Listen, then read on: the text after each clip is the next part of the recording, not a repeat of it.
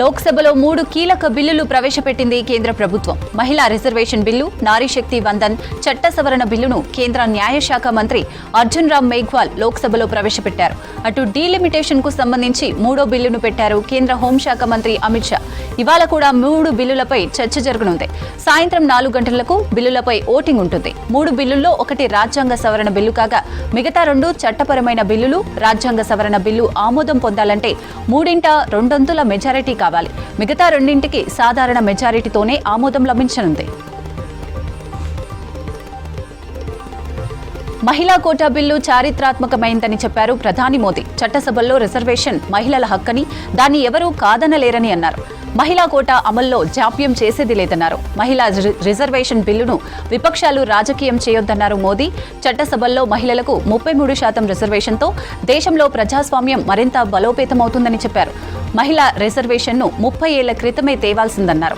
Bill వెనక ఎలాంటి స్వార్థం లేదని, విపక్షాలు తప్పుడు ఆరోపణలు మానుకోవాలన్నారు మోదీ.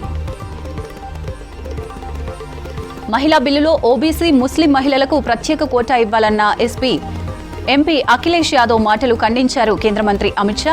మతం ఆధారంగా సీట్లు కేటాయించడం, చట్టసభలో రిజర్వేషన్లు కల్పించడం రాజ్యాంగ వ్యతిరేకమన్నారు. కేంద్రం తెస్తున్న డీలిమిటేషన్ బిల్లుతో ఏ రాష్ట్రానికి నష్టముండదన్నారు. దక్షిణాది రాష్ట్రాలకు అన్యాయం జరుగుతుందనేది అబద్దమని చెప్పారు. తెలంగాణ, ఏపీ, తమిళనాడు, కర్ణాటక, కేరళలో 50% ఎంపీ సీట్లు పెరుగుతాయని తెలిపారు. తెలంగాణలో కొత్తగా 9, ఏపీలో 13 ఎంపీ సీట్లు వస్తాయన్నారు అమిత్ షా. డీలిమిటేషన్పై విపక్షాలు తప్పుడు ప్రచారం చేస్తున్నాయని ఫైర్ అయ్యారు. 5 రాష్ట్రాల ఎన్నికల్లో లబ్ధి కోసమే కేంద్రం హడావిడిగా మహిళా బిల్లు తెచ్చిందని విమర్శించారు కాంగ్రెస్ ఎంపీ ప్రియాంక గాంధీ.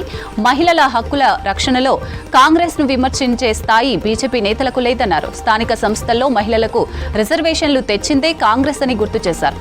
మహిళా రిజర్వేషన్లను ఎవరూ వ్యతిరేకించడం లేదన్నారు ప్రియాంక గాంధీ. డీలిమిటేషన్ బిల్లును ప్రస్తుత రూపంలో ఆమోదిస్తే అది ప్రజాస్వామ్యాన్ని అంతం చేస్తుందన్నారు. ఓబీసీ మహిళలకు రిజర్వేషన్లలో న్యాయం జరగాలని డిమాండ్ చేశారు. మహిళా బిల్లును బీజేపీ రాజకీయ అస్త్రంగా వాడుకుంటోందన్నారు సమాజ్వాదీ పార్టీ ఎంపీ అఖిలేష్ యాదవ్. మహిళా బిల్లుపై అనేక అభ్యంతరాలున్నట్లు చెప్పారు. మోదీ పాలనలో దేశం జెండర్ ఈక్వాలిటీలో వెనకబడిందని తెలిపారు. మహిళా కోటాకు తాము వ్యతిరేకమని తప్పుడు ప్రచారం జరుగుతోందన్నారు. ఎన్డీఏ పాలిత రాష్ట్రాల్లోనే మహిళలకు సరైన రక్షణ లేదన్నారు అఖిలేష్. ఏపీ విభజనపై లోక్సభలో కర్ణాటక బీజేపీ ఎంపీ తేజస్వి సూర్య వివాదాస్పద కామెంట్స్ రచ్చకు దారితీశాయి. డీలిమిటేషన్, మహిళా బిల్లులపై చర్చ సందర్భంగా మాట్లాడిన ఆయన తెలంగాణ ఏర్పాటును భారత్ పాకిస్తాన్ విభజనతో పోల్చారు. బ్రిటిష్ వారి కంటే చెత్తగా తెలుగు స్టేట్ను కాంగ్రెస్ విభజించిందని ఆరోపించారు. బీజేపీ ఎంపీ తేజస్వి సూర్య కామెంట్స్ పై ఫైర్ అయ్యారు మంత్రి పొన్నం ప్రభాకర్. తేజస్వి పార్లమెంటు సభ్యత్వాన్ని రద్దు చేయాలని డిమాండ్ చేశారు. ఆయన మాటలను రికార్డు నుంచి తొలగించాలన్నారు పొన్నం. క్షమాపణలు చెప్పకపోతే తెలంగాణ సమాజం ఊరుకోదని హెచ్చరించారు పొన్నం. పార్లమెంట్లో తేజస్వి సూర్య మాట్లాడిన మాటలను తీవ్రంగా ఖండిస్తున్నామన్నారు పెద్దపల్లి ఎంపీ గట్టం వంశీకృష్ణ.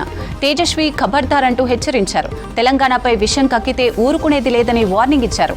పార్లమెంట్లో చర్చ ఏంది, ఆయన మాట్లాడిందేందని ప్రశ్నించారు. పిచ్చివాగుడు వాగితే ప్రజలు తరిమి కొడతారని అన్నారు. బండి సంజయ్, కిషన్ రెడ్డి ఇలాంటి చిల్లర మాటలకు మద్దతివ్వటం సిగ్గుచేటని ఫైర్ అయ్యారు ఎంపీ వంశీకృష్ణ.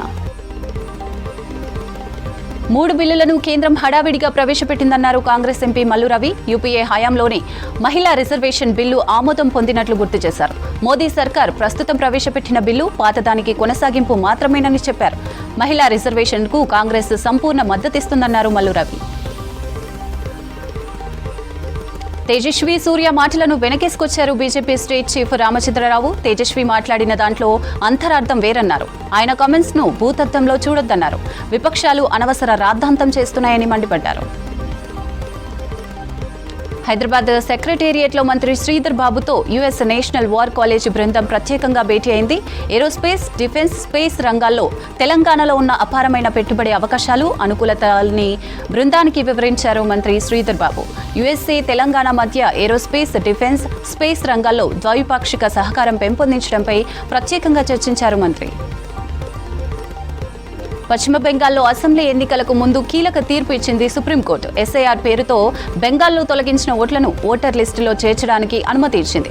పోలింగ్కు కనీసం 2 రోజుల ముందుగా ఓటర్ జాబితాలో చేర్చడానికి ఆమోదం తెలిపింది. అయితే అప్పీలేట్ ట్రిబ్యునల్తో ఆమోదం పొందిన ఓటర్లకు మాత్రమే ఓటు వేసే అవకాశం ఉంటుందని చెప్పింది. దీనిపై CJ justice Surya Kant, justice Joymalya బాగ్చీలతో కూడిన ధర్మాసనం తీర్పిచ్చింది. రాజ్యాంగంలోని ఆర్టికల్ 142 కింద ఉన్న అధికారాలను ఉపయోగించి ఉత్తర్వులు జారీ చేసింది కోర్టు.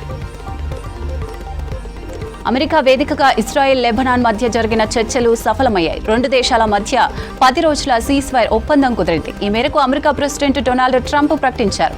సీజ్ఫైర్కు లెబనాన్ అధ్యక్షుడు జోసెఫ్ ఔన్, ఇజ్రాయెల్ ప్రధాని నెతన్యాహు ఒప్పుకున్నారని చెప్పారు. 2 దేశాల మధ్య సీజ్ఫైర్ వెంటనే అమల్లోకి వస్తుందని ప్రకటించారు ట్రంప్. ఇజ్రాయెల్, లెబనాన్ మధ్య 34 సంవత్సరాల్లో మొదటిసారిగా ఒప్పందం జరిగిందని చెప్పారు.